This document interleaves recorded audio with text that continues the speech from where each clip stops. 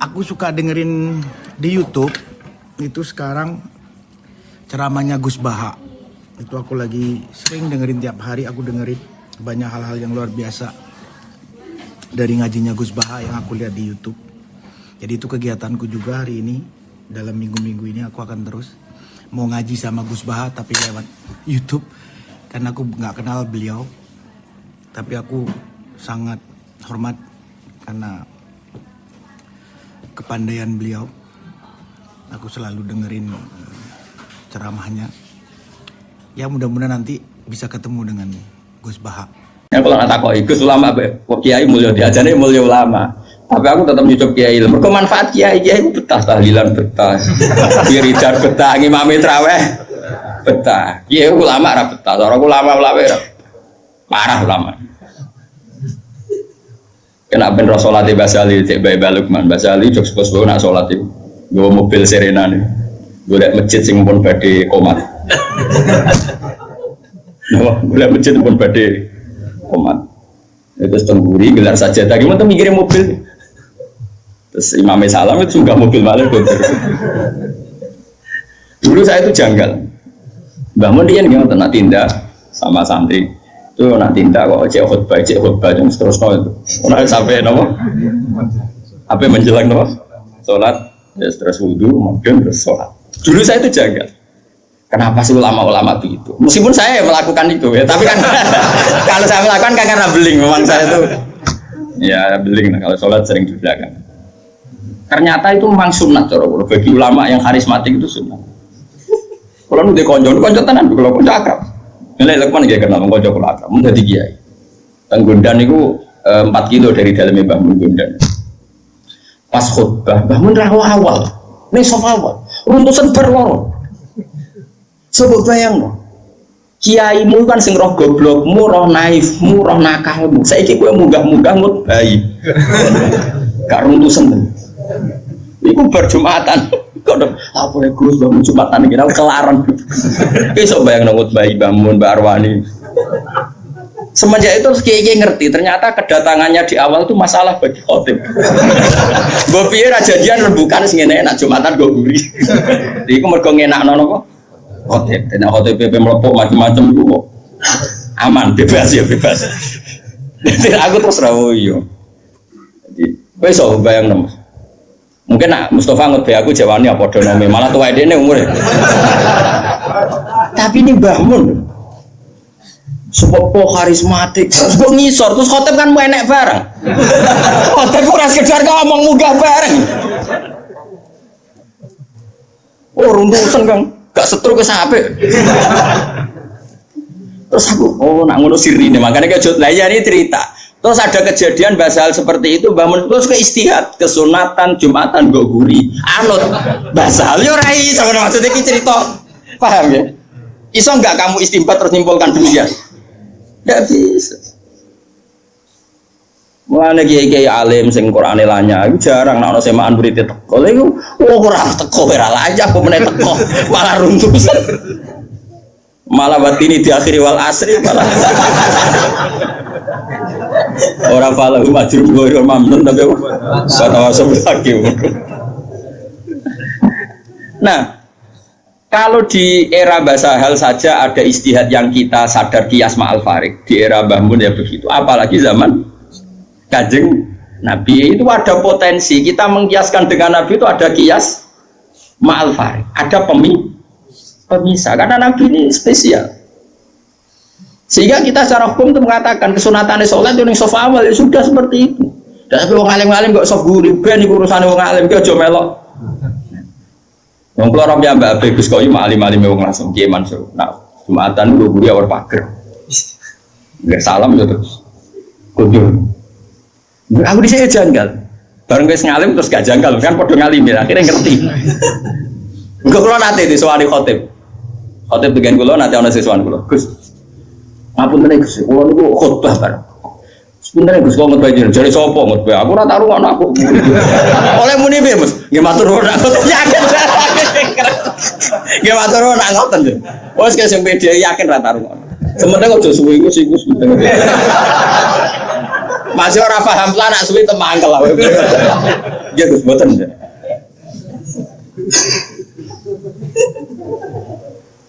Nah kalau antar kita saja butuh istihad untuk memahami perilaku, apalagi ini kanjeng Nabi itu tidak punya nafsu. Semua yang dikatakan dari wahyu. Nabi ngelola perempuan masih ngendikan saya ditakdir dicintakan sama perempuan. Coba perempuan kena sentuhan Nabi itu jadi apa? Coba jadi solihah, jadi muslimah, jadi dokumenter hadis. Nabi itu mencintai Aisyah, anak kecil. Coroknya saya kena ham, kena semprinya Kak Seto. Nabi enggak saya puji. Nabi mendesain Aisyah karena cerdas. Coba sekarang semua utang jasa sama siapa coba? Aisyah. Coba kalau Nabi tidak nikahi Aisyah, siapa yang mendokumentasi hadis tentang perempuan? Terus kowe ape ngiasno Nabi cacilik niru Nabi Aisyah. Cacilik setruk kuwi yo. Bocah kok ngono. Paham ya maksud? Kamu boleh berdalih aku ngapain cacilik niru Nabi zaman nikahi Aisyah. Oke, mungkin secara halal enggak masalah, secara halal dinikahi ora demenan.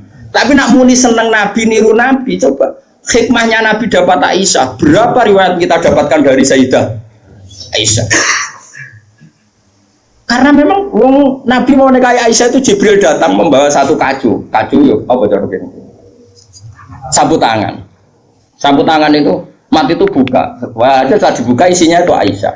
Hadi zaujatuki. Ini perempuan istri kamu kata Allah. Terus kata anak Nabi, kalau Allah yang menghendaki pasti itu terjadi. Hasil ya ditakdir Aisyah itu jadi istrinya Nabi. Dan kita terima kasih sekali sama Ummul Mukminin Sayyidah siapa? Aisyah. Misalnya begini, jumlah air yang kita pakai mandi berapa? Jumlah mustakmal itu kayak apa? Makanya sehingga ahli hadis itu debat dengan fikih. Rata-rata kita ngikuti ahli hadis karena mustakmal di fikih terlalu ekstrim ya Misbah. Misalnya mustakmal di fikih, Ki Misbah wudu misalnya, dengerin ya, Ki Misbah wudu. Cipratan dari wajahnya Ki Misbah kena tangan yang sudah mustaqgo nyawuk banyu. Kok cipratannya banyak? Ini kudiro mukholifan karena mustakmal. Sehingga ini harus dibuang karena apa? Kena mustakmal. Yang kalau banyak dikira-kirakan sudah apa? Tagoyur. Tapi kata Aisyah, zaman ada orang yang seperti itu berpendapat, kata Aisyah, kata siapa itu tidak apa-apa. Kita mandi dengan Nabi, wanah junubun, kita dua-duanya junub. Ya tanah wabu ahaduna, tangan kita saling bergantian dengan Nabi di wadah yang satu.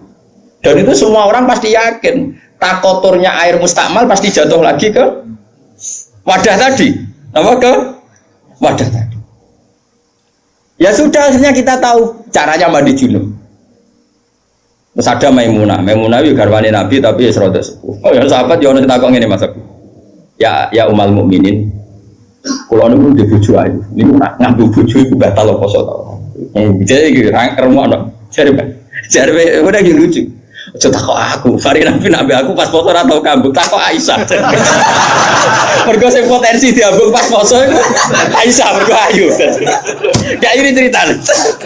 Mbok Maimunah mbok sapa pokoknya yang jenis gak diambung.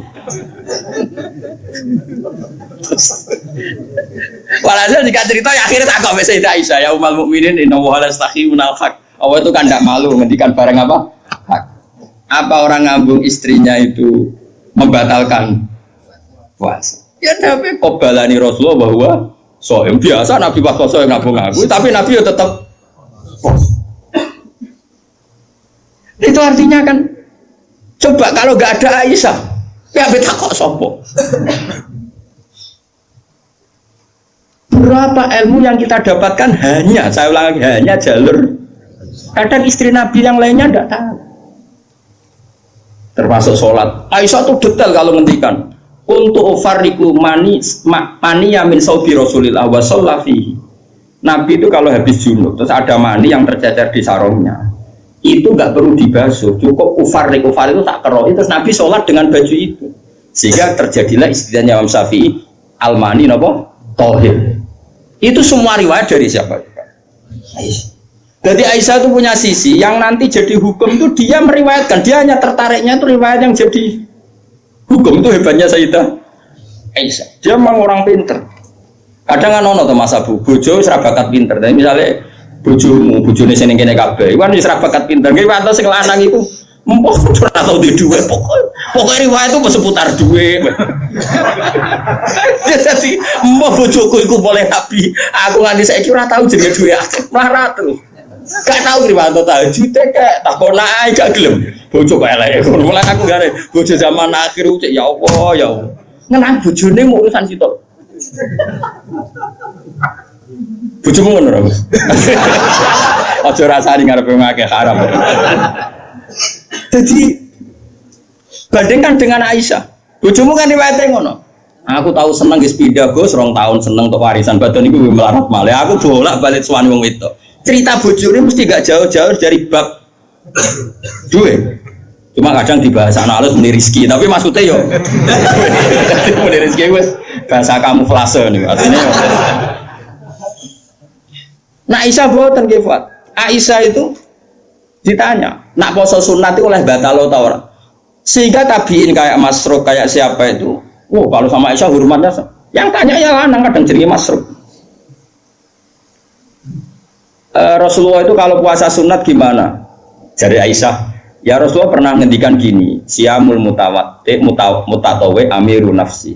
Ya orang puasa sunat itu terserah dia, kalau baik ya diteruskan, kalau enggak ya enggak. Apa namanya puasa sunat.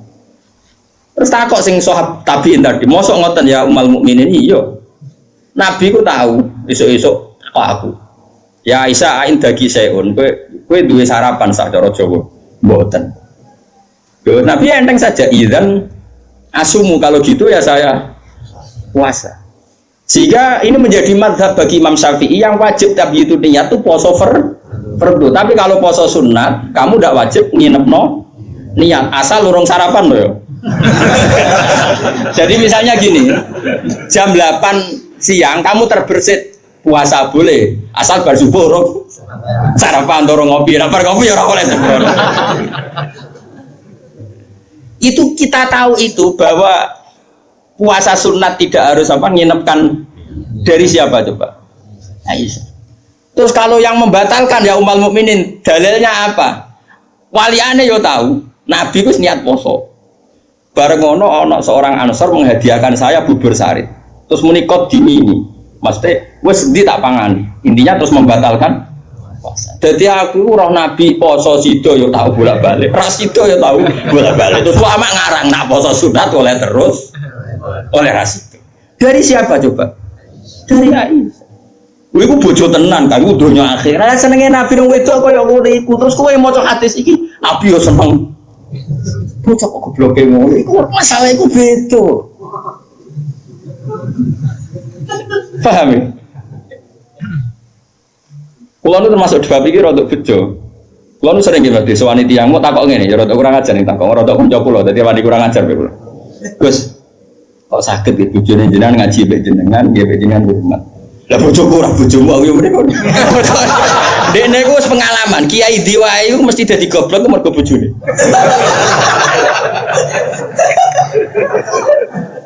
Kula Habib Hasyim Muzadi di antara pidato sing kula kenang mesti tok. Dosa terbanyak itu perempuan. Berapa kiai alim menjadi bodoh gara-gara perempuan? Gara-gara bojone. Kodene de kanca kiai iso maca Fathul Wahhab, maca Fathul Muin gara-gara dikeranya bojone cita-cita mergawe. Akhirnya jadi wong goblok kan mati.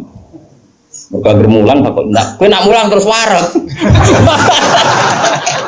Terus wae dikonokno iku terus akhirnya gak mulang. Lho kiai alim sing goblokno bojone akeh lho. Akeh boten. Hafiz sing rananya mergo bojone ya akeh. Kula di kanca hafiz sing rananya tak takok lho kula anggere terus. Apa nak deres terus anak wareg.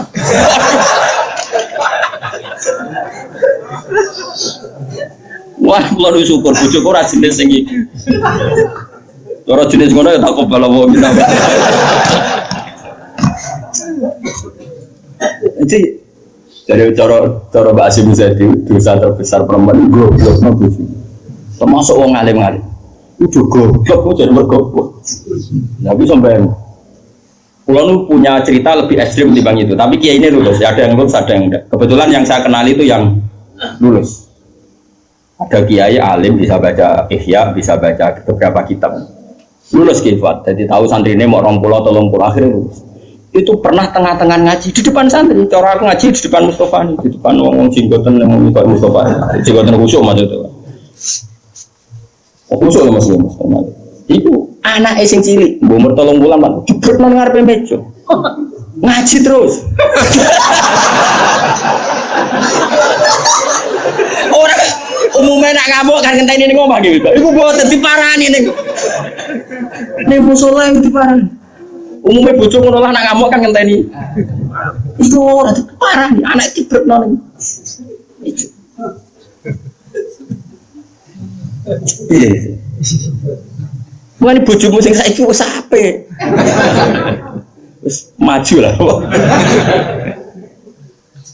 Oh, bojo ngeri tenan. Wani kula niku syukur ora pegatan. Wong alim pegatan. Kula ora pegatan wis syukur. Mbok sampean ora roh, pokoke saiki penting ora. Mbok sampean nek arep pangeran sing roh. Sok. Imam Sibawa. Niku senengane ngarang kitab. Imam Sibawa darani Sibawa iku mergo mambune koyo apel. Wanteng Mas Sibawa. Wis ngono ambune koyo apel, Mas. Ora koyo kowe, ambune Mas Sibawa ora koyo ambune koyo apel. Kabeh wong wedok-wedan jenenge Imam sinten.